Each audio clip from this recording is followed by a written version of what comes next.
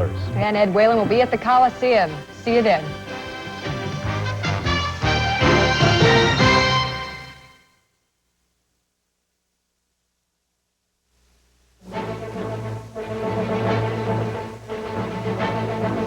A call for the first ever national referendum in the Soviet Union. U.S. Secretary of State cools off summit fever. And nuclear shells that could have gone off accidentally in Europe. This is the CBS Evening News. Dan Rather reporting tonight from CBS station KHOU-TV in Houston. Good evening. Mikhail Gorbachev plans to call the Soviet Union's first ever national referendum to seek public approval for economic changes that would raise prices and could throw millions of Russians out of work. No date has been set yet for the vote. CBS News Moscow correspondent Barry Peterson has more. And embattled Mikhail Gorbachev came out today blasting his critics and fighting for his political life. In a stunning move that no Soviet leader, not even a Russian czar, ever dared try, Gorbachev will let his own people decide their fate. His government called for a referendum on this nation's just announced economic reform. Without all the political and social forces in the country supporting such a reform, the reform will be impossible. The reform plan unveiled yesterday would see everything from food prices to the cost of an airplane ticket skyrocket to match the true cost of production. At the same time, many state monopolies will end, and that will force inefficient factories to compete or shut down. The plan will encourage privately owned businesses, in essence, a reform that could give birth to a free market system. For the average Soviet, this vote is going to be hard to understand. They don't know what a free market is or how it works, only that it's a part of capitalism, which for more than 70 years they were taught to oppose. The government plans a massive selling campaign, as one official put it, to inform the people of why they must vote yes, and more importantly, why they must accept drastic reform. We should not wait for a social explosion. We should be sure that no such explosion takes place. The news of the referendum was announced as Soviet citizens were going home from work. The initial reaction, surprisingly good for Gorbachev. I'm for the most radical reform, says this man. The old system has outlived its usefulness. We can't go on living like this, she says. We need Gorbachev's plan. Basically, he'll be arguing that there's no alternative, that if you reject this package, then you reject an economic future, then you reject a more efficient economy, and so on. It's all or nothing from now on. For Gorbachev, the referendum is a vote of confidence and also a threat. Asked what happens if it fails, one aide said, "Do svidaniya, goodbye." The government resigns. Barry Peterson, CBS News, Moscow. U.S. Secretary of State Baker said today that most favored trade status may not be granted to the Soviets at next week's Bush-Gorbachev summit. This comes as questions are being raised about Mr. Bush's reported willingness to extend favorable trade status to China. President Bush is also being criticized for giving Gorbachev too much while getting so little in return. From the White House, Leslie Stahl reports. Leslie? Trade was to have been a major topic at next week's summit, but it now appears that the signing of a trade treaty, and as you said, the granting of most favored nation status to the Soviet Union will not be on the agenda after all. Secretary of State Baker said the Soviets have postponed the necessary enactment of a new immigration law. Right now, we do not have the immigration legislation that we've been asking for and that we've been clearly stating since Malta was an absolute precondition to the granting of MFN. Back from his meetings in Moscow, Baker alluded to an overall slowdown in reaching agreements with the Soviets as domestic pressures on Gorbachev grow. The constraints upon action have become more pronounced. Over the long term, sustained improvement in our relations is going to depend substantially upon a deepening and a widening of democratic values throughout Soviet society. Other summit expectations have also been dashed. Talks on removing thousands of troops and tanks from Europe have ground to a halt. Progress toward an understanding on German reunification has slowed. The treaty on reducing strategic nuclear weapons is still on track, but now U.S. conservatives are waging an all-out attack on Baker for giving any ground at all. The United States has emerged from the Cold War in an extraordinarily strong position, and yet we're making concessions in order to get agreements. Baker dismissed the criticism, arguing that the Soviets have made many more concessions, such as excluding Star Wars from the agreement. Meanwhile, officials here say the Soviets may have put off that immigration law after being warned that Mr. Bush may not sign a trade agreement because of Lithuania. Dan? Thank you, Leslie. Defense Secretary Dick Cheney was forced to admit today that there were safety problems with U.S. nuclear artillery shells in Europe. But Cheney and other U.S. officials sought to play down a Washington Post report suggesting the nuclear shells and some other nuclear weapons could explode by accident. Adding to the embarrassment, Cheney was just finishing up a NATO meeting in Europe when the story broke. Correspondent Eric Ingberg has details. Nuclear warheads stockpiled in Europe for use by Army artillery in the event of war had to be rebuilt when it was found they might be triggered by an accidental impact, such as from a stray bullet. U.S. officials, while confirming the Washington Post disclosure of the defective weapons, stressed the problem was correct. There was no danger, but that the shells in question did not meet the very high standards that we have. The rebuilt shells are stored in West Germany, Italy, and the Netherlands.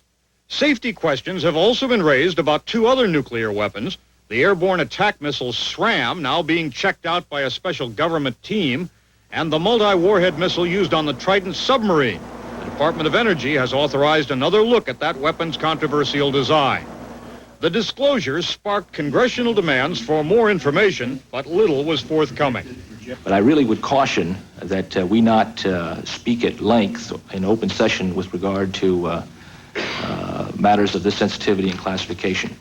Weapons foes say it is just that kind of secrecy which prevents the public from debating and correcting safety problems.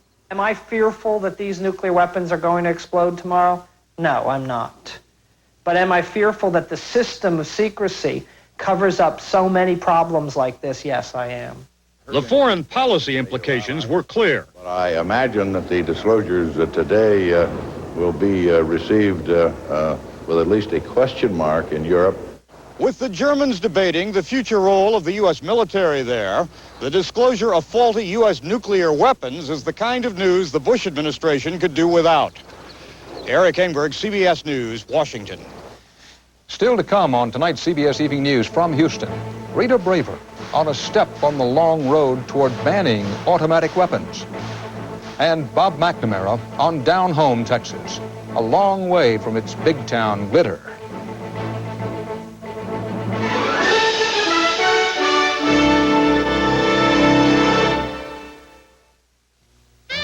When constipation strikes, you feel bloated, twisted. You just can't go on. You want fast medicine. X-Lax to put you back on top of the world. Fast. X-Lax, the right medicine. To get rid of her gray, my wife can spend 40 minutes.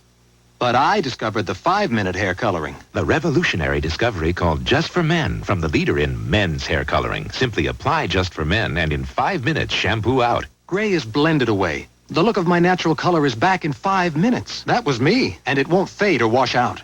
My hair takes forever, but you look great in just 5 minutes. The look of your natural color in just 5 minutes with Just for Men.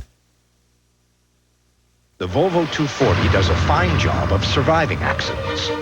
But the Subaru Legacy with 4-wheel drive and anti-lock brakes reminds you the best way to survive an accident is not to get into one. I don't want a few aches and pains to stop me from doing the things I truly love to do. You know, like planting a rose bush or throwing the ball with my grandson. But I do have occasional aches and pains. That's why my good friend Bufferin is there when I need it for pain relief. Bufferin, my brand of aspirin, has strong 100% aspirin. It helps me to keep doing the things I want to do. Bufferin, so you can do the things you want to do. A surprise defeat for President Bush and the gun lobby today in the U.S. Senate. The Senate's version of the election year anti-crime bill now includes a ban on 9 types of foreign and domestic rapid-fire assault weapons. CBS News law correspondent Rita Braver has more about how the National Rifle Association was outgunned today. The ban is aimed at stopping scenes like this one. Criminals used a MAC-11 assault weapon to shoot a New Jersey state trooper last summer. But even the strongest advocates of the ban were surprised that it passed in the face of heavy opposition from the powerful National Rifle Association, which even took out full-page newspaper ads this morning. I must tell you, although this is a great day, I didn't expect it to occur. The bill prohibits manufacture of 4 U.S.-made assault rifles, including the widely sold Colt AR-15, and prohibits the importation of 5 foreign-made guns. Current owners could keep the weapons they already have, but resales would require the filing of special papers. Opponents argued the proposed law would hurt sportsmen. They're not out there spraying the countryside with bullets except in target practice. They love these guns, and they love to own them. But the ban survived 2 separate attempts to vote it down. The time is here, and people were willing to stand up for what is right, and that is protecting our law enforcement from this carnage. Still, the administration opposes the ban. The president has made clear that he doesn't want to threaten the legitimate use of any weapons in this country. And the ban faces many obstacles before final passage, including a threatened filibuster. But gun control advocates say that today's Senate action demonstrates that the National Rifle Association's longtime power over Congress may be on the wane. Rita Braver, CBS News, Washington. Gun control advocate Sarah Brady is the wife of Ronald Reagan's White House News Secretary, James Brady. Her husband, James Brady, was among those shot and severely wounded during John Hinckley's 1981 shooting rampage. Sarah Brady joins us now from our Washington studio. Good evening, Mrs. Brady. Thank you for being with us. Thank you. There are a lot of sportsmen and hunters out there in the country who feel very strongly about this issue. Is this really a turning point? Absolutely. It is the greatest legislative defeat ever suffered by the National Rifle Association. And today is a great day for the American public, for public health, for the law enforcement community in particular. And it's a sad day for the drug dealers, for the drug kingpins, and for the National Rifle Association. Sarah Brady, opponents of this measure point out that criminals are going to have guns and that the kind of control measure you advocate really won't make any difference. How do you respond to that? Well, that's absolutely ridiculous. Every law enforcement organization in the country has lobbied that a sensible national gun policy will work. We need to ban these killing machines. To get them off the streets, they have no legitimate purpose. They're not used for hunting. They're not used for target practice. They are purely used to mow down many people very quickly. Sarah Brady, thank you very much.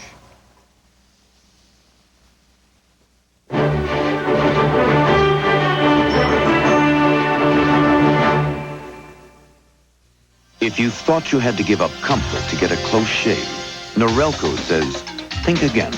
Their revolutionary shaving system shaves skin close in a way that's incredibly comfortable. As the hair enters the chamber, the patented lift and cut system lifts each hair and holds it a split second before a blade cuts it, so it's possible to shave skin close without the blades even touching the skin. The lift and cut shaving system from Norelco.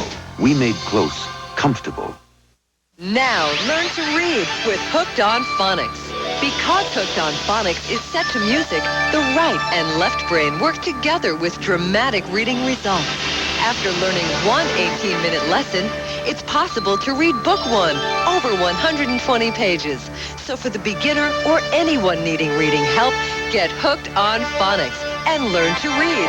Call 1-800-ABCDEFG. 1-800-ABCDEFG. You can't stand there forever, Sarge. They haven't had a bite in 2 days. I'm not a bite. I got an idea. These'll get them out. Introducing Honey-Made Graham Bites, the lightly sweet, crunchy Graham snack no one can resist. Oh, no! They're eating those new Honey-Made Graham Bites! Graham Bites! I'm coming out! Gentlemen, hold your eating! I'm coming out! New Honey-Made Graham Bites, the bite that grabs you. Enjoy them, boys. They won't have them where you're going.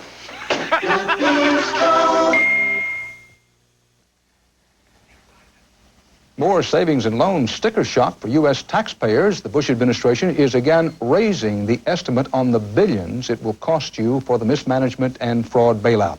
Word of this came as President Bush's son, Neil Bush, was testifying to Congress about the failure of one savings and loan in Colorado, and SNL Neil Bush once helped run. Terrence Smith has our report. Appearing before a House committee to explain his role in the billion-dollar collapse of the Silverado Savings and Loan, Neil Bush, the president's son, conceded he would just as soon be somewhere else. I tried to make a deal with my mother that maybe we could trade places and I'd go to Wellesley and she'd be here. Bush admitted that while a director of Silverado, he had voted to approve millions of dollars in loans to business partner Bill Walters. There was no conflict of interest in my voting on Bill Walters' matters. Was he not a partner of yours? What, Mr. Walters? Yeah, he was a passive, limited partner. Walters, a major Denver developer, invested $100,000 in Bush's oil and gas business. But the president's son dismissed charges by federal regulators that he had abused his position as a bank director. They're frivolous, and the fact that they're being pursued is baffling to me. At the same time, administration officials were ratcheting up their estimates of the overall cost to the taxpayer of the savings and loan bailout. Treasury Secretary Nicholas Brady said the Resolution Trust Corporation could require as much as $130 billion to dispose of 1,000 or more troubled thrifts, more than double previous estimates. The number of institutions which the RTC will have to resolve is simply unknowable, yet this number drives the cost estimate. As the cost estimates keep rising, so does the sense of outrage from both parties in Congress. We are looking at the greatest scandal made by men in American history. This is, in some respects, Bush's new taxes. And it's not to pay for things this country needs.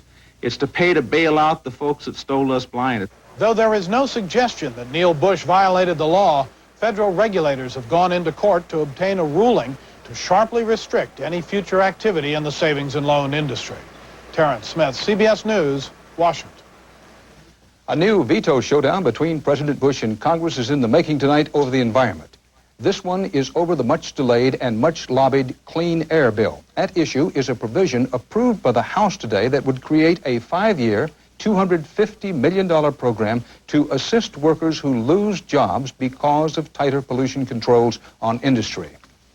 Word tonight that the Bush administration plans to launch a new anti-smoking campaign directed at young people. Administration sources say that Health Secretary Louis Sullivan tomorrow will ask states to adopt tough laws to prevent cigarette sales to minors, especially from vending machines. Oliver North was back in federal court in Washington today. By some accounts, he was there to fight a new federal grand jury's subpoena for his testimony. The grand jury is reportedly focusing on what Ronald Reagan, George Bush, and others knew or did about getting some of the best U.S. missiles to the Ayatollah Khomeini.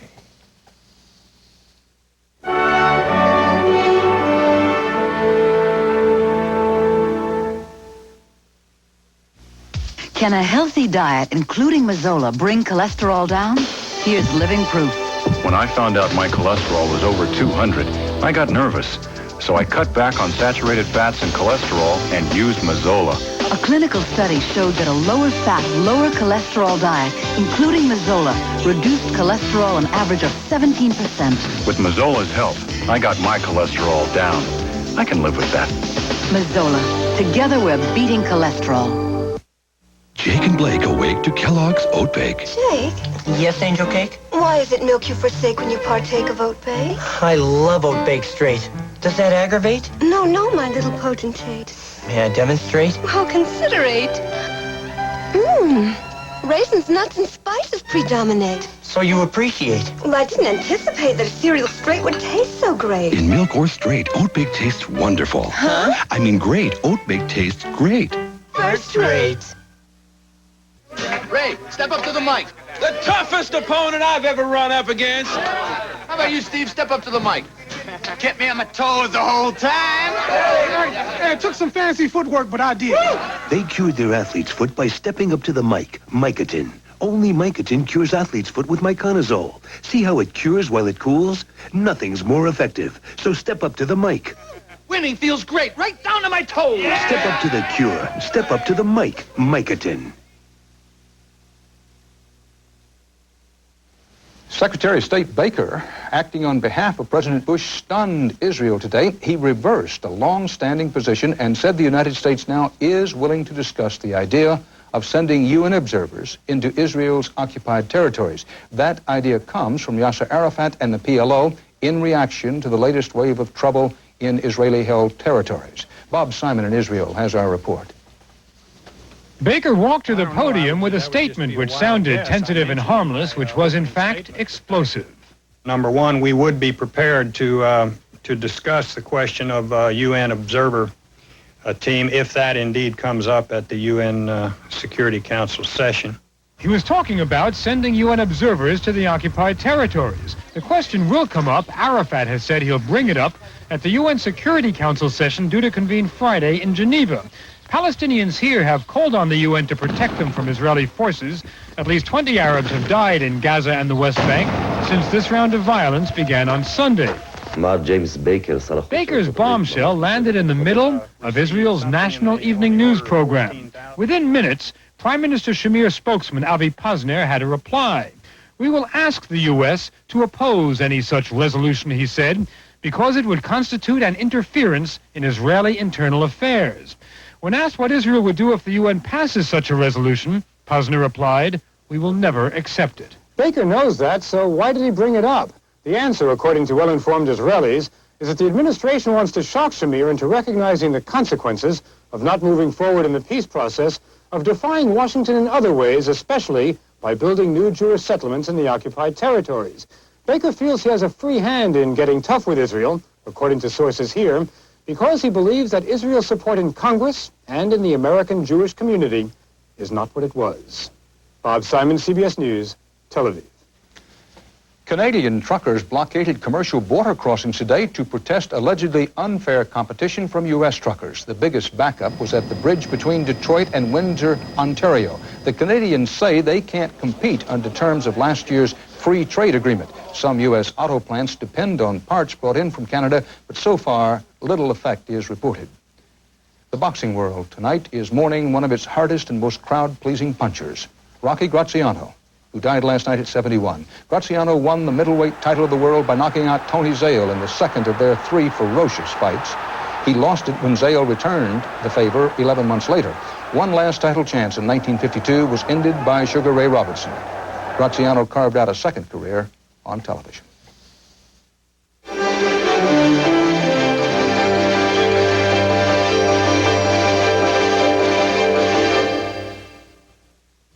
A lot of cars reach 60,000 miles, but only 3 have done it in just 19 days. And every one was a Subaru. The durable, reliable four-wheel drive Subaru Legacy. At an average speed of 138 miles an hour, the Legacy hasn't just proven itself. It's taken less time to do it than any other car in the world. Factory-to-dealer cash incentives on selected models to qualifying dealers means you could save hundreds on a Subaru. Years ago, I switched from aspirin to Tylenol because aspirin sometimes upset my stomach. But today, I'm switching again, from Tylenol to Advil. You see, there were times when extra-strength Tylenol didn't get rid of all my tough headache pain. That's why I tried Advil. And you know, I find that 2 Advil relieve my really bad headaches better than 2 extra-strength Tylenol. For me, Advil just works better, and it's gentler to my stomach than aspirin. I like that. Advil, advanced medicine for pain. Chili dog with onions. Indigestion time. 2.2. Lab tests show Riopan Plus 2 starts neutralizing acid on stomach contact in just 2.2 seconds. Riopan's incredible. Remember 2.2. Remember Riopan. We interrupt this fill-up Charge it. to remind you the Discover card pays you cash back for every charge. Well, we're on our way. It pays to Discover. Here in Houston, it's the new Texas. Big city, shiny towers, hustle and bustle. But beyond the bayou, the old Texas is still out there. The one blinker light towns, live oaks, and the gentle, hot country pace. Our Bob McNamara has been down at the P.O. in High, Texas. 6:20 a.m. in the Texas Hill Country. And in a dim corner of Dyke's General Store, back at the post office, Levi Dyke is already working. I try to be in here at 6 o'clock and start putting up the mail. And when they start coming in around 8 o'clock, when the mail's already in their boxes. For 58 years, ever since 2-cent stamps and FDR, Levi Dyke has put up the mail in tiny High, Texas. And in 2 more years, he could be America's longest-serving postmaster at age 80, if his health and doctor let him. He asked me, do you drink? I told him no. Do you smoke? I told him no. Do you chase women? I told him no. He said, well, what's the use for you living? Tending 72 boxes 6 days a week, still postmarking letters by hand, Levi Dyke has dispensed mail and memories to several generations. Well, I remember one thing. My mother always tells me this. I thought Mr. Dyke sent all the letters to everybody. And I asked her once why he never sent a letter to me. But Levi Dyke's not alone here. Tossing 50-pound feed sacks like a teenager is 80-year-old Fred Dyke, Levi's brother. There's a partnership of selling grain, groceries, and mail service since the horse and buggy. When we were kids back here and the car come, we all run out to see it pass. Oh, my, now. It is something how things have changed when we sit down and think of what we was back yonder. One who used to sit on the store's front steps talking politics was a tall neighbor kid named Lyndon Johnson. Him and his dad used to come in here. They have crackers and cheese for their lunch when they'd bring a bale of cotton here to the gin to be gin. He was a pretty good guy. He was just a common boy, not like we were back yonder, you know. Just he was a little smarter than we were, however. Otherwise, he would have never got to be president. So, when Lyndon Johnson did become president, he had Lawrence O'Brien sworn in as Postmaster General on the steps of Dyke's post office. And the old horseshoes still hanging from the ceiling, they have a history too. LBJ's one that hung them there, so we just left them. Today, tourists who stop learn that Lyndon Johnson began mailing his letters here at age 4. We referred some friends to him. Is that right? Did he have a personal box here? Yeah. Which one? 276. Right there. President's box. And not much else has changed. The old J.P. Coates thread cabinet is here. A sewing needle dispenser. The turn-of-the-century tin ceiling. And Fred Dyke is still here, minding the accounts receivable file. That's why we keep it like this. We got people come here out of big cities, and they stay here half a day just looking around. So we can see the new stuff in town, but nothing like this here. Today, as the world rushes through high toward the 21st century, and country store post offices are vanishing, Uncle Sam's man in the hill country is still here, signaling the mail's in every morning. Bob McNamara, CBS News, High, Texas. And that's part of our world tonight. Dan Rather reporting for the CBS Evening News. Tonight from KHOU-TV, Channel 11 in Houston. I'll see you from here again tomorrow. Good night.